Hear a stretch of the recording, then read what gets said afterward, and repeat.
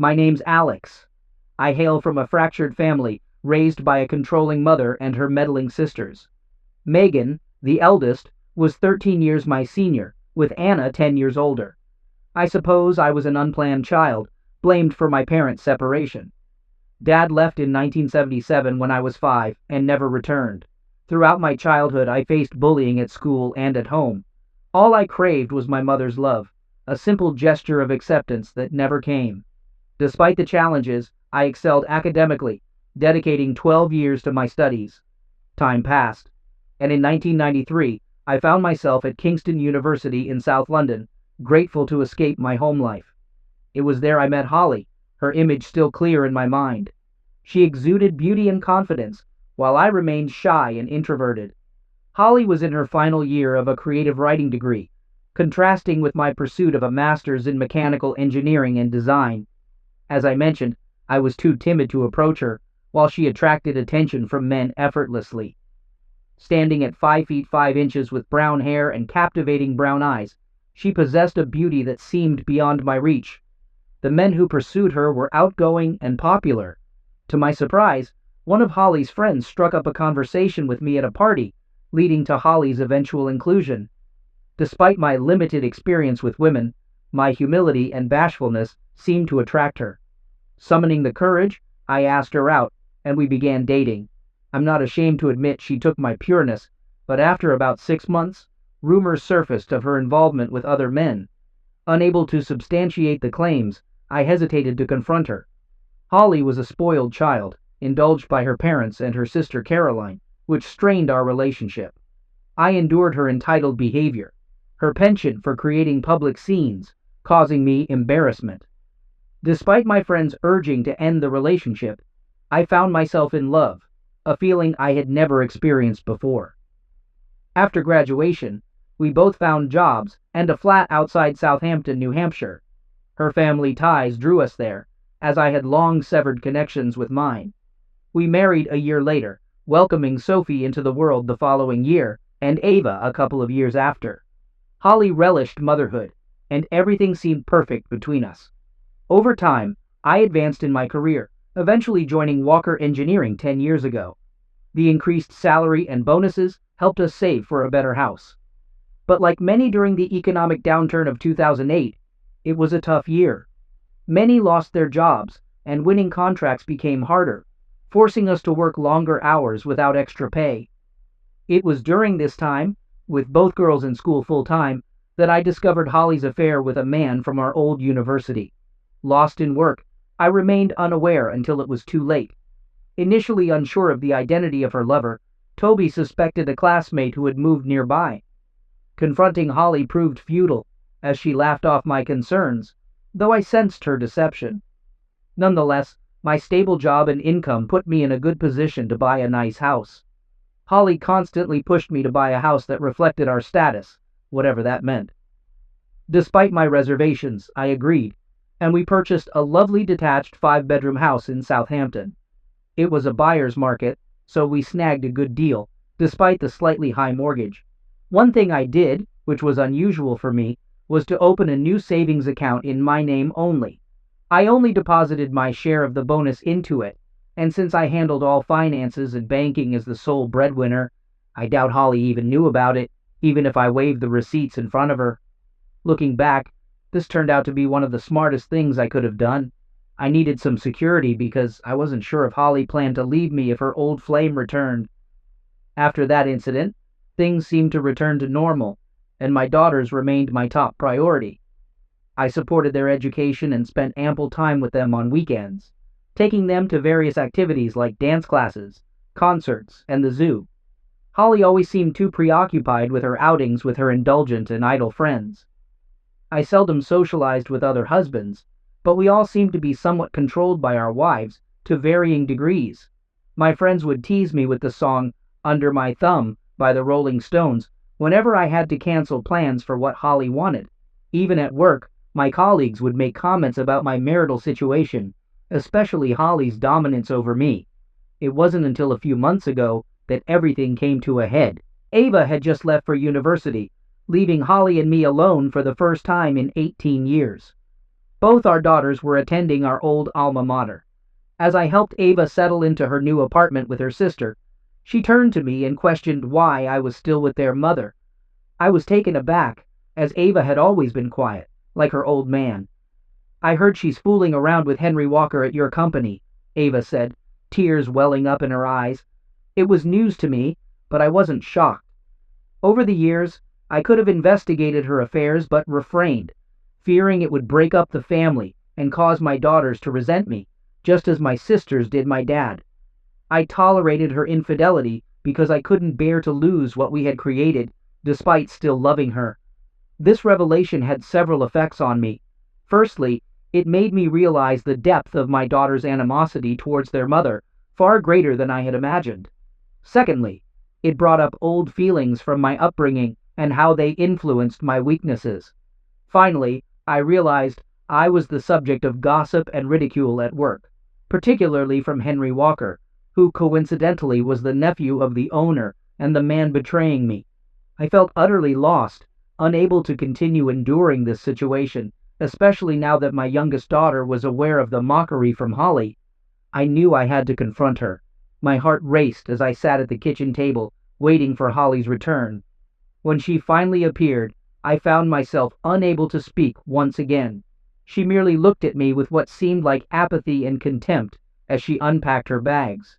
Eventually, I gathered the courage to speak. I questioned Holly about the nature of her relationship with someone else. She replied that she wouldn't classify it as an affair, insisting it wasn't that significant. I felt a mixture of shock and disgust, waiting for her to explain how her actions could be justified. She expressed her admiration for me as a provider and a friend, but admitted there were certain needs I couldn't fulfill. I was dismayed by her straightforward admission and asked if it meant she was cheating on me. Holly clarified that it was only her body involved, not her heart or mind. Stunned by her audacious admission, I was left speechless. She nonchalantly mentioned exploring relationships with younger men. Startled, I raised my voice, questioning her actions.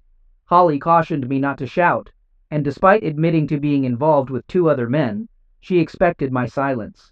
She threatened me with the choice of accepting her terms or risking her departure to be with someone else. I remained silent, hoping she would notice the pain on my face. Attempting to justify her actions, she claimed that such behavior was common among her friends and could even improve a marriage. I was appalled by her attempt to use her friend's actions as a justification, considering it contemptible and self-centered. Challenging her with the idea of having another woman, she laughed off the suggestion, mocking my ability to connect with other women. She confidently stated that our relationship would continue on her terms, warning me not to ruin a good thing. In reality, she was right. Throughout our 22-year relationship, I had displayed unwavering loyalty and compliance with her wishes. Now, everyone knew I was being betrayed, tarnishing my reputation among friends and colleagues. The next morning I entered my office and was met by Henry Walker, the man involved with my wife. With a smirk, he inquired about Alex's well-being, his smug expression fueling my frustration. I chose to remain silent. Near the coffee machine, I heard laughter from some men. Despite their amusement, I continued past them, feeling exposed. Even Olivia, the boss's secretary, seemed to find my situation amusing. Seated at my desk, I pondered the rough start to my day, feeling ridiculed both at work and home. Despite my efforts to focus, my anger lingered. I resolved to delve into my father's background, knowing only his birthplace and departure at 38 in 1977. Searching family history sites for Cambridgeshire, I found several potential matches. Anticipating his passing before my university years, I narrowed it down to 3 options and posted inquiries on genealogy websites. Lost in thought, my boss, Jack, summoned me to his office. Jack, a successful but morally questionable man, wanted to talk. Despite considering leaving due to his behavior, his persuasion and high pay kept me. I discovered his affair with his secretary Olivia, unbeknownst to his 3rd wife. He plainly mentioned hearing rumors about my wife's infidelity. I retorted, mentioning her involvement with my nephew.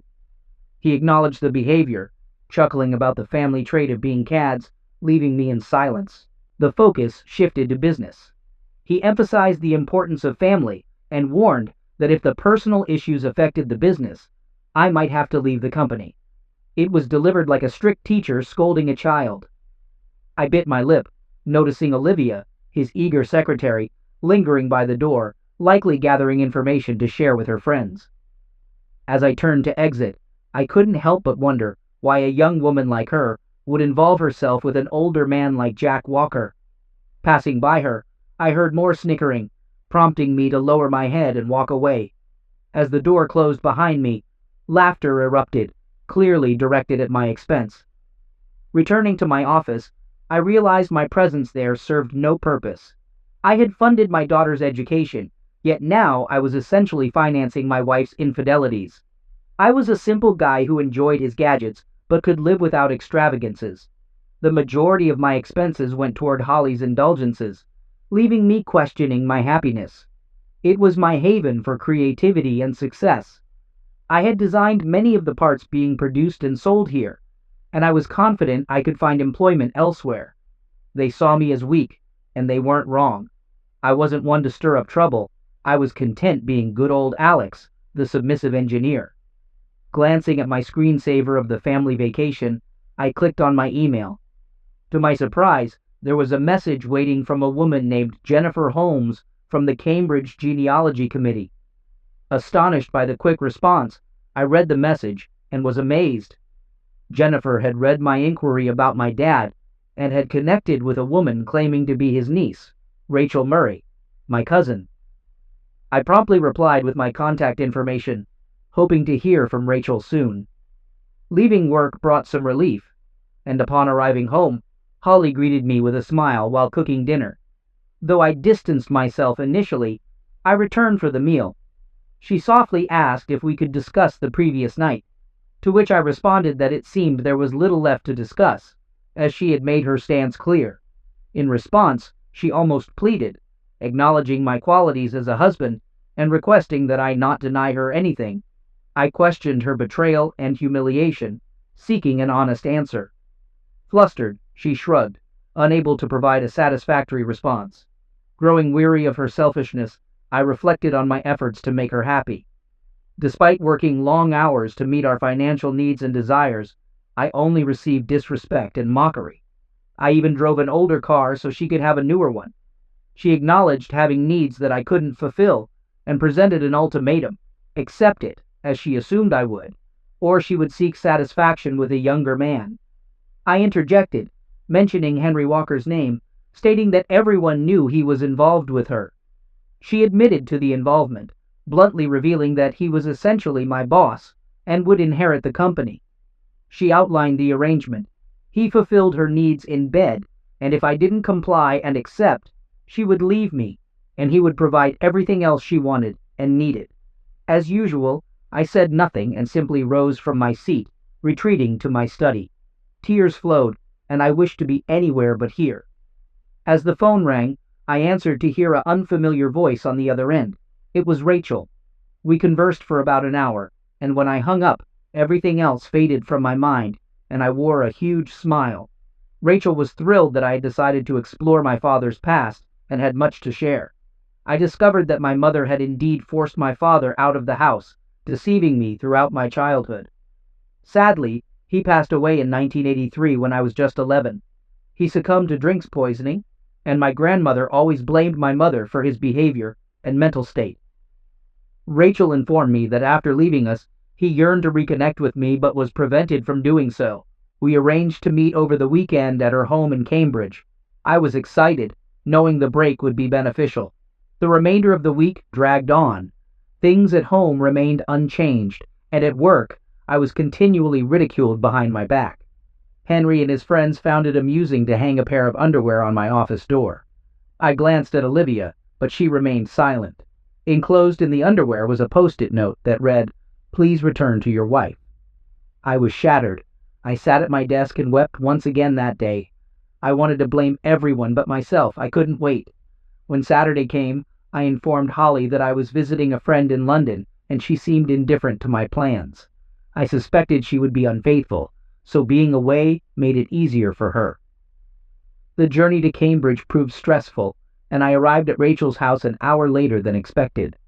Surprisingly, she welcomed me with the warmest hug I'd received in years, seemingly unfazed by the delay. I met her husband Greg and their children, Grace and William, after which we dove into discussions about my father and newfound family. Rachel's warm and selfless demeanor was evident as she and Greg conversed animatedly, often finishing each other's sentences, eager to share our family story. Joined by David and Lucy Price, my cousin and Rachel's brother, we bonded well, exchanging insights about my father and family. After lunch, we took a short trip, affording me time to reflect. Upon our return, David and I discussed our jobs and family lives, and for some reason, I found myself confiding in my new cousins. They offered unwavering support, advising me not to tolerate my current situation. Leaving Cambridge, I felt a renewed perspective. Having endured numerous lies and mistreatment, the kindness and honesty shown by my newfound family gave me hope. I realized I needed to reclaim happiness, not only for myself, but also for my daughters, friends, and this new family. Returning home at 8 p.m., I found Holly getting ready to go out. I inquired about her plans, and she replied that she was going out with her friends. Catching her off guard, I mentioned her second paramour, Max. She pleaded for me to stop bringing it up, seemingly indifferent to my feelings. I urged her to stop and be my wife. Dismissing my concerns, she insisted that she was and always would be my wife. She asked me not to deny her pleasures, promising to make life easy for me, and assured she would be back by midnight. Ignoring my pleas, she continued to threaten, attempting to embrace me as I turned away. Unfazed, she grabbed her Prada handbag and headed for the door. Asserting my position as her husband, I sternly asked her not to proceed with her plans. She paused, looking at me as if questioning my authority, before bursting into laughter. Mockingly, she asked what I would do, asserting that I would never have the courage to leave her, and predicting that I would always be there for her. Crestfallen, I dropped my head, realizing I had been a fool for far too long, catering to her selfishness while neglecting my own needs. It was time to end the charade and make plans for change. I wasted no time in taking action. Actually, I began while she was out with Henry or Max, maybe both together.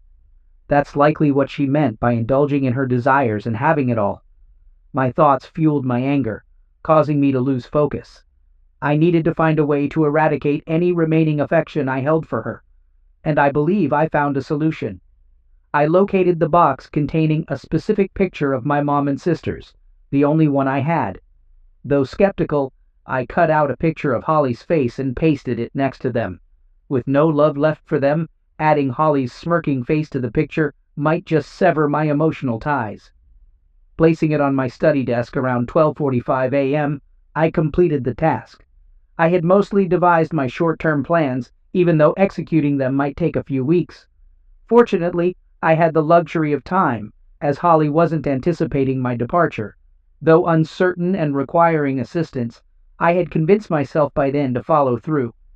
I heard someone entering clumsily through the door, and peeking out the window, I witnessed Henry Walker's departure. As I heard her ascending the stairs, I hastily cleared my browsing history, resolving to use incognito mode henceforth.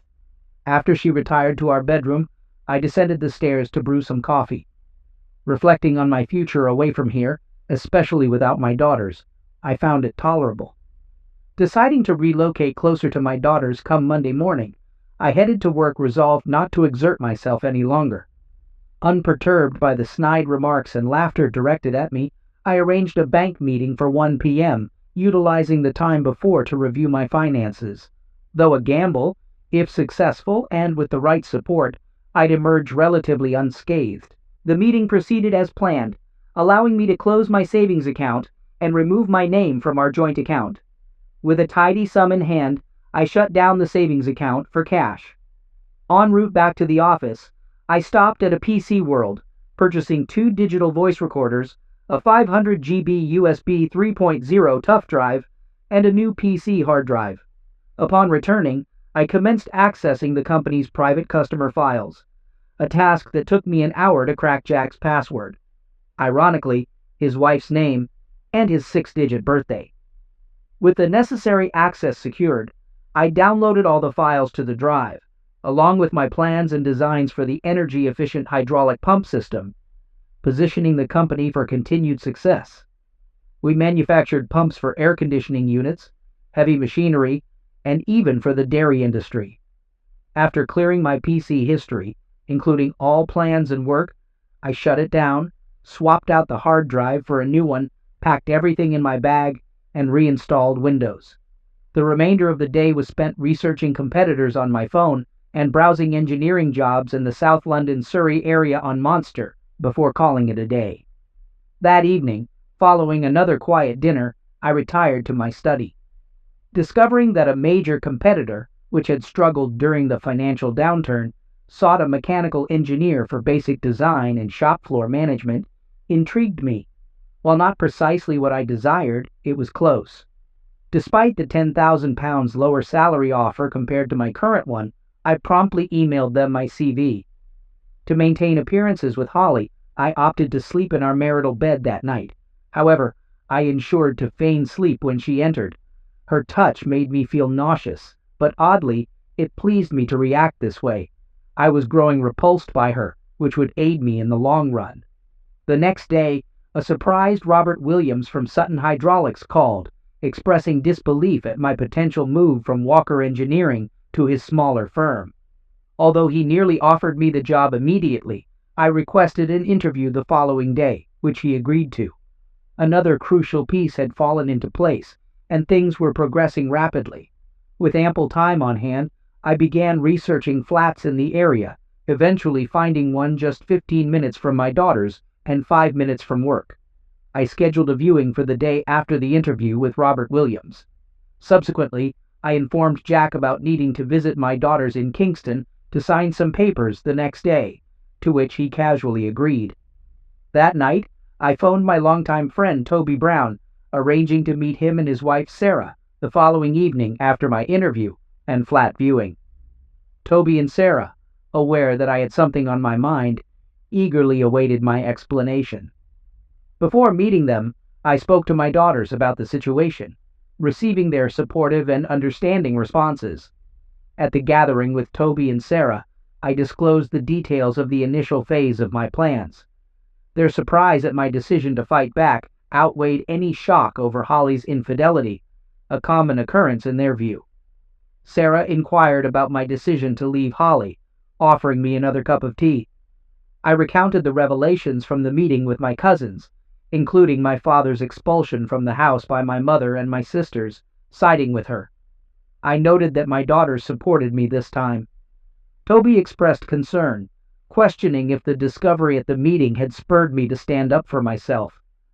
I clarified that it was during a visit to my father's grave that I noticed something on the stone, which shocked me and prompted my decision to leave. They both asked simultaneously about what I had seen on the memorial stone. I shared that it featured a rose image with the words "in loving memory," followed by my father's birth date and age at passing, coincidentally my current age. Toby and Sarah slightly recoiled, indicating their understanding. I explained that I faced a choice when confronted with moments that could lead to drinks, loving or worse, as my grandmother believed. I decided not to emulate my father and instead chose to fight back. I continued, revealing that I wouldn't sacrifice myself trying to be the perfect husband any longer, enduring misuse and ridicule. I confessed to my friends, feeling vulnerable about how low I had sunk. Sarah offered help and shared her plan to protect herself and get back at Holly. I smiled and nodded, appreciating Sarah's toughness despite previous suspicions of her affair. Explaining my financial strategy, I shared that in 2008 I established a separate savings account, depositing all my bonuses and extra cash. Securing a mortgage required only my name, making it easier for me to apply a loan. I outlined Toby's role in transferring ownership of my house to a new company he would create to settle the mortgage, transferring the deeds through the land registry. Toby voiced skepticism about the plan, but I assured him that Holly wouldn't have the means to contest it. I pointed out that her religious parents, upon discovering her infidelity, would prioritize their principles over supporting her.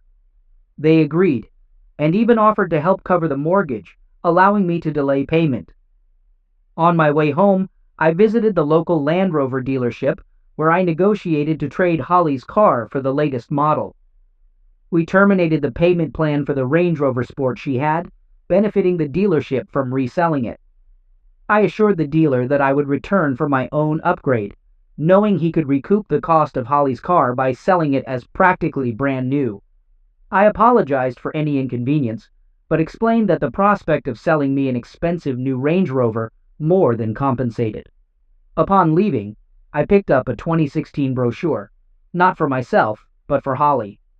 Upon arriving home, she sat in the lounge, nursing a coffee and looking pale. I removed my jacket and tossed my bag onto the floor, preparing to enact the second part of the plan. I expressed my love for Holly and my desire for her to have the best. I declared that I would trade in her car and buy her a new 2017 model, pointing to it in the brochure. Expressing her enthusiasm, she exclaimed that she loved the new car, unaware of my plan. She acknowledged my ability to make her feel better, mentioning the only hiccup being that they already had a buyer for my car. She proposed taking it to the dealership by Friday afternoon, leaving work early for the task. She suggested I use her car for the weekend to visit my lovers, causing her to recoil at the final remark, a look of shock and confusion crossing her face. Inquiring about what was wrong, I prompted her to address the situation.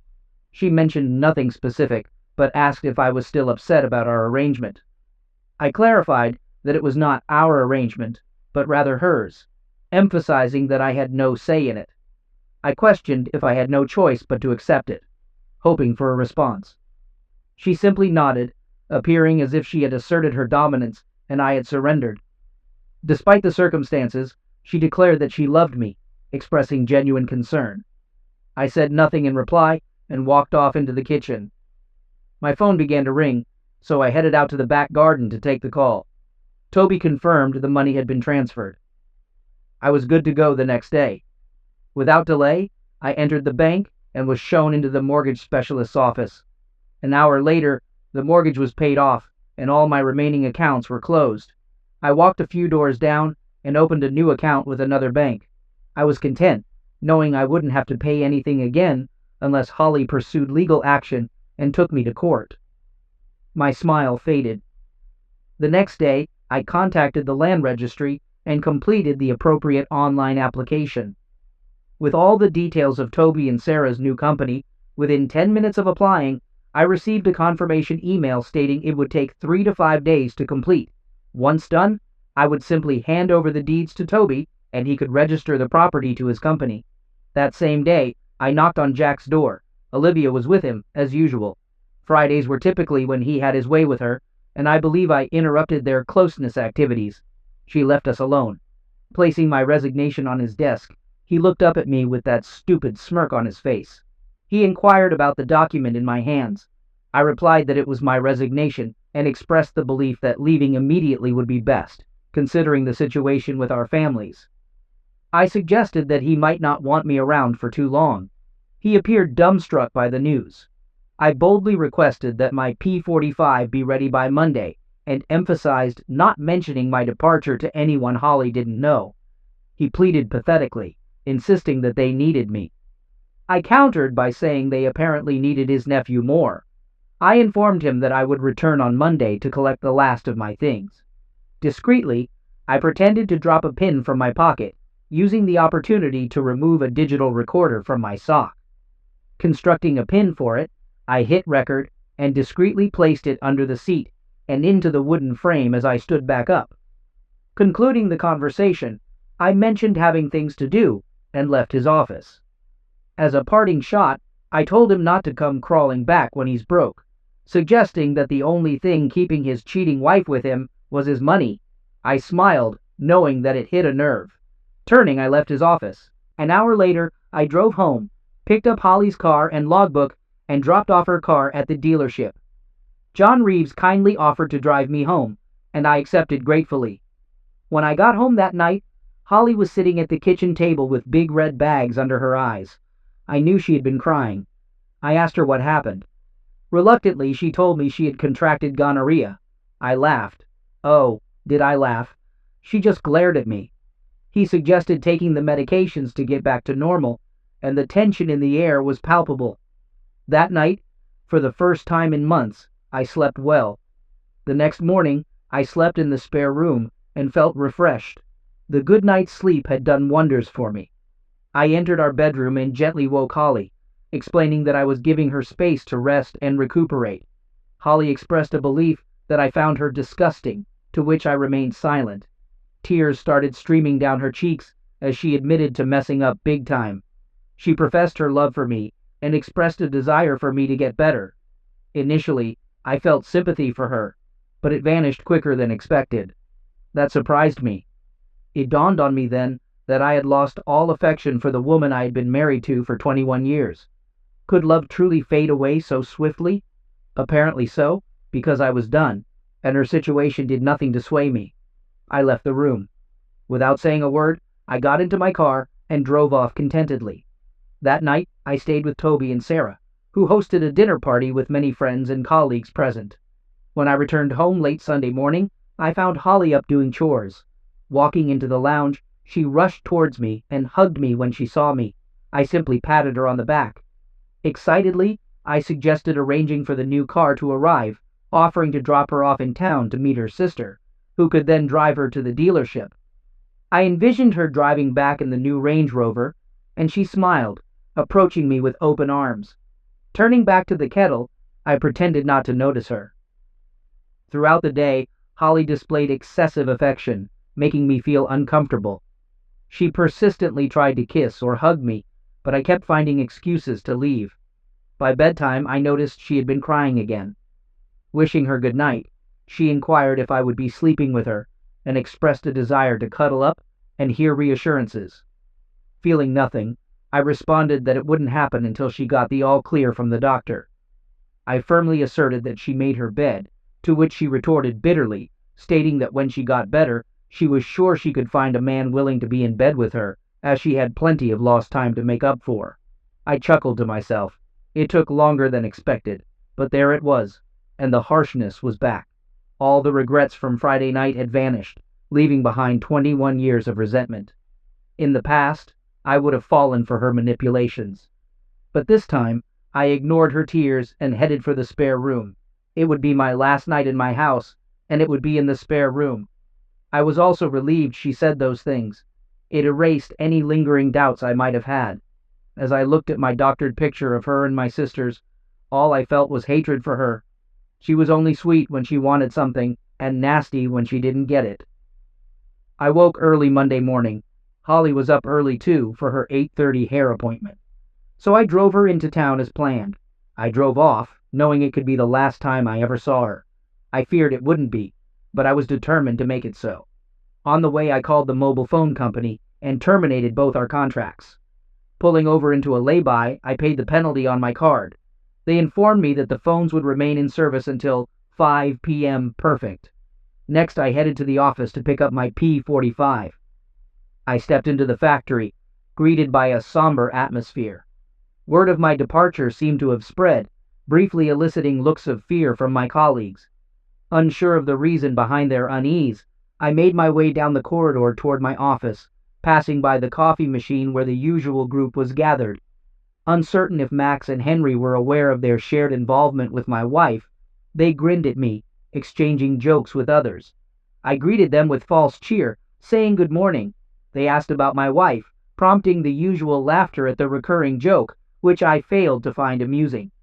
I replied that she wasn't doing well, attributing it to one of them giving her an unwelcome surprise.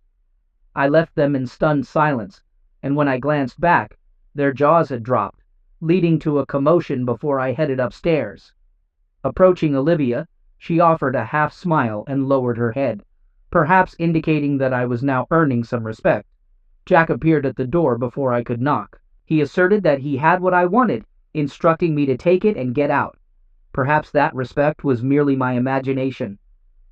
Entering his office, I sat down, discreetly slipping a recorder into my pocket from under the chair. I knew he'd had his usual Friday rendezvous with Olivia, and now I had it recorded. He snapped, inquiring if I had another job lined up. Initially ignoring him, I relented and replied that I had nothing lined up. A smirk played across his face, likely assuming I would come crawling back. I inquired about my final month's pay and end-of-year bonus, to which he burst into laughter. Olivia entered with my P45, and when she asked what was amusing, Jack explained that I had requested my bonus and pay, finding it rich. Olivia chimed in, laughing along. Deciding to join in, I responded with laughter, causing them to pause and stare at me incredulously. Olivia questioned why I was laughing, and I retorted, asking her why she let the old man take advantage of her every week.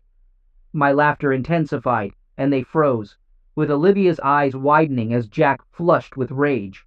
In response to Jack's anger, he spat out, calling me a scoundrel and instructing me to get out of his office and his company before he had the boys drag me out by my ears. Chuckling, I exited, collecting the last of my belongings from my office. Still laughing to myself, I arrived home, unloaded the back seats, opened the trunk, and entered the house. Surveying the rooms, I pondered what to take with me. Retrieving a few Romero Brito artworks, I wrapped them in plastic found in the garage and loaded them into my car. I went around the house collecting various items, then emptied my wardrobe upstairs. I secured all my important paperwork, including the girls' birth certificates and my wedding certificate, from the safe. Utilizing a loft ladder, I retrieved my old belongings, including my degree and family photos. In the master bedroom, I gathered all the jewelry I had gifted Holly over the years, totaling over 10,000 pounds in value. I also took all the handbags, shoes, and expensive coats I had purchased. In fact, the entire wardrobe was my acquisition, so I claimed it all. Given my meticulous record-keeping for insurance purposes, it would prove beneficial when selling everything. After finishing packing, I realized I'd need a TV, so I grabbed that along with my movie collection and the Blu-ray player. By now, my car was too full. I decided to ditch all of Holly's clothes and a few other unnecessary items, including some of my old clothes. Anumi would need a new wardrobe, and the girls would gladly help me out. I gathered the best pictures of me and the girls and packed them in the car. No real rush, since Holly wouldn't be back until after 2 p.m. Took a moment for a cup of tea. A must-have, I believe it's in the Magna Carta, called the TV company and canceled the satellite phone and internet.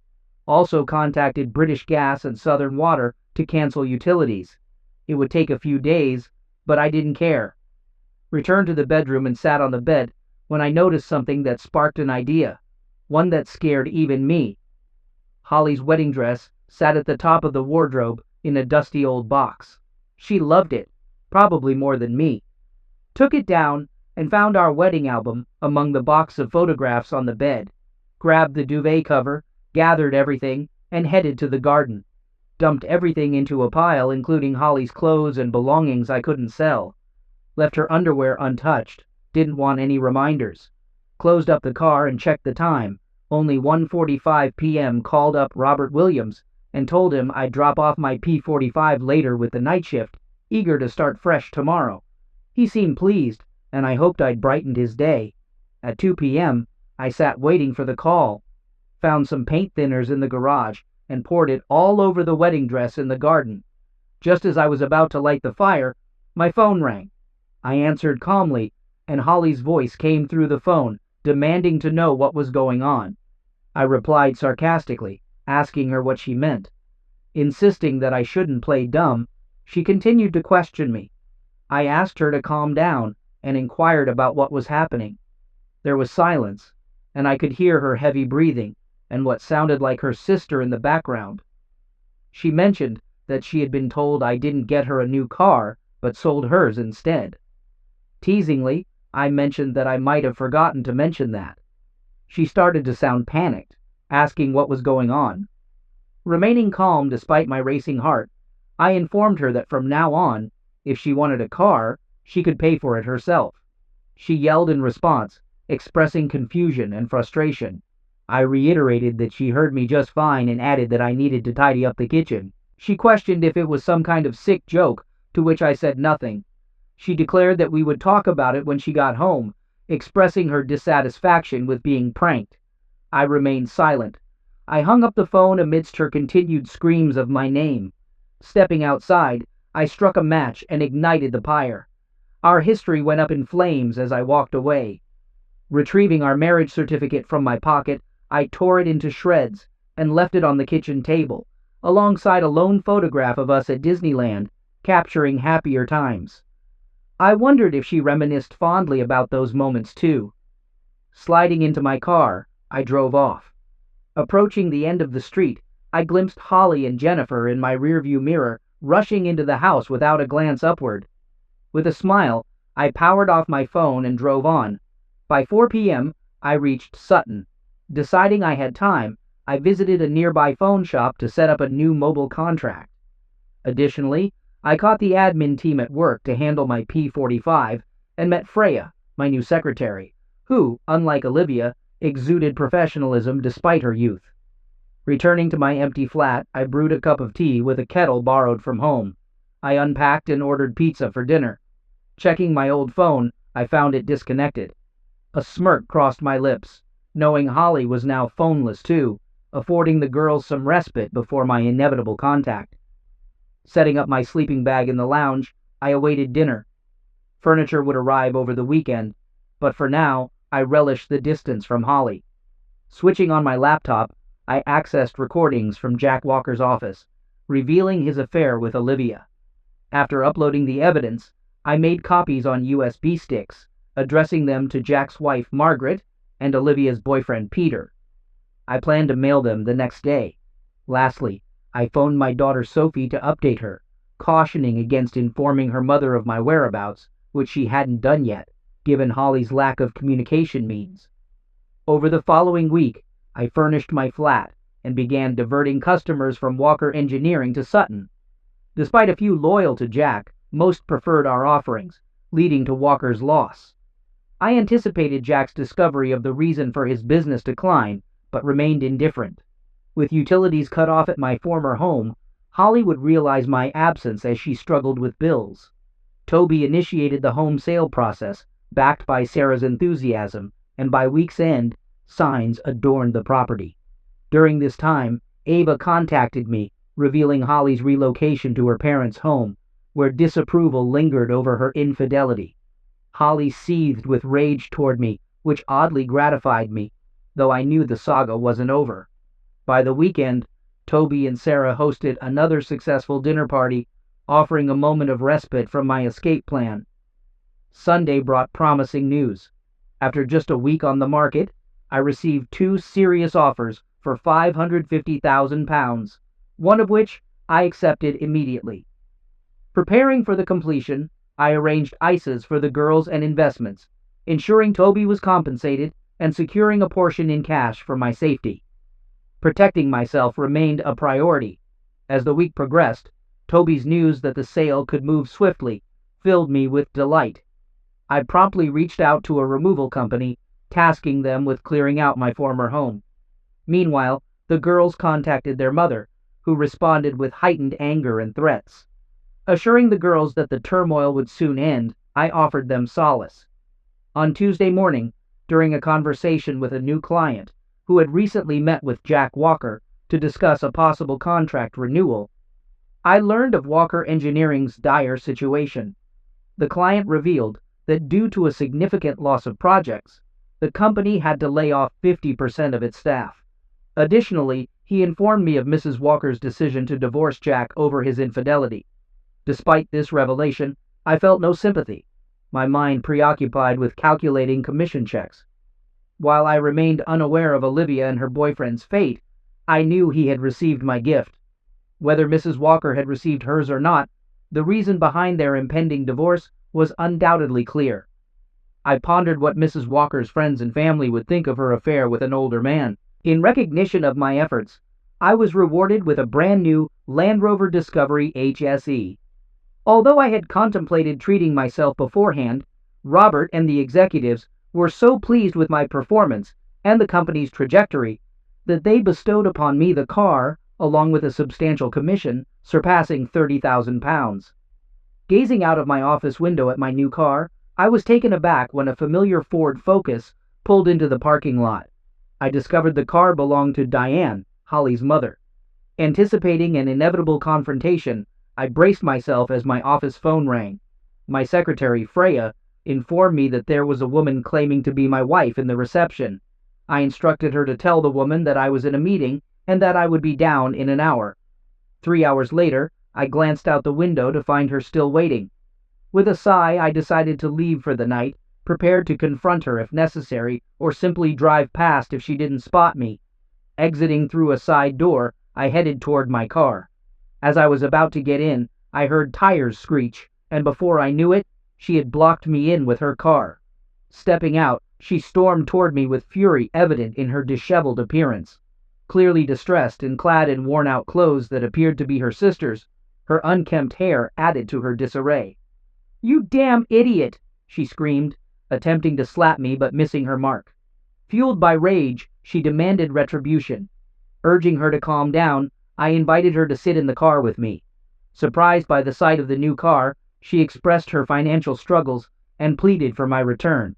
I informed her that since I couldn't fulfill her needs and didn't match up to her younger lovers, I felt redundant in her life. She then pleaded for me to come home, expressing a desire to move past the situation and forgiving me. I couldn't believe my ears and asked if she was kidding. She affirmed that she forgave me for wrecking her things and her life. Questioning her forgiveness, I pointed out the open cheating, disrespect, and her nerve to claim forgiveness. I stated firmly that I would never be with her again, and coldly suggested she go be with one of her lovers. She mentioned that her friends treated her differently now that they were separated, and their husbands questioned their fidelity. While acknowledging some responsibility for her misfortunes, I still sympathized with her. She admitted to facing consequences for her actions, having squandered a good life due to greed and disrespect. Despite this, I knew I had to move forward. She pleaded for me to come back into her life, claiming to have nothing left. She inquired about her share of the house and mentioned her need for a divorce. I pointed out that she had never once said she loved me, stating that she just needed me, but I didn't need her. I disclosed that I had defaulted on the mortgage and lost the house, admitting to lying. Her reaction was one of shock, and I understood the purpose of her visit. Declaring my desire for a divorce, she pleaded desperately, claiming to love me. After over 20 years together, she pleaded, acknowledging a mistake and claiming severe punishment. I emphasized that it was a huge, unforgivable mistake, stating firmly that I would never return to her. She screamed and begged, filling the car with her cries. Offering a proposition, I suggested a clean break and offered £30,000 in cash if she agreed. Her demeanor changed, and she became resolute. She yelled, threatening to fight me in court for everything, asserting that I didn't lose the house and was too smart for that. Acknowledging her correctness, I found myself on the defensive. I started by stating firmly that she wouldn't get a penny from me. She squared up to me, and I explained that I would fight her for everything and more. I asserted that she had no money, and I would move my assets around to make it difficult for her to track them down. I warned her that by the time her lawyer found anything, the bill would wipe out any gain. I gave her a choice to take the money offered or face the consequences of a legal battle, never breaking eye contact. She exclaimed angrily, expressing love and accusing me of mistreatment. She continued, stating that thanks to her, our girls would thrive, contrasting their future virtues with her perceived shortcomings. I told her to take the money and get out of my life, and she spat back, agreeing to take the money and proceed with the divorce. I responded that I would arrange it, and she exited my car, slamming the door shut. Moments later, she sped away from the car park. The following day, I initiated divorce proceedings, citing infidelity as the grounds. A week later, I arranged a meeting with Holly at the girls' apartment. Despite the completed sale of my house, I postponed investing until the papers were signed. Maintaining civility in front of the girls proved challenging. I handed Holly the cash, and she proceeded to sign the papers. After bidding farewell to the girls and wishing Holly luck, I prepared to leave. Holly suddenly burst into tears, though I sensed it might have been more for the girls' benefit. Sophie and Ava exchanged knowing glances. Ava mentioned seeing me next weekend, referring to the Coldplay concert they were excited about. I returned to the room, where Holly continued to sob, unnoticed by the others. Suddenly, I realized what Ava meant about the concert. Sophie inquired about our plans, and I mentioned checking with Amy and letting them know during the week before departing. Ignoring Holly's shouting as I left, I closed the door behind me.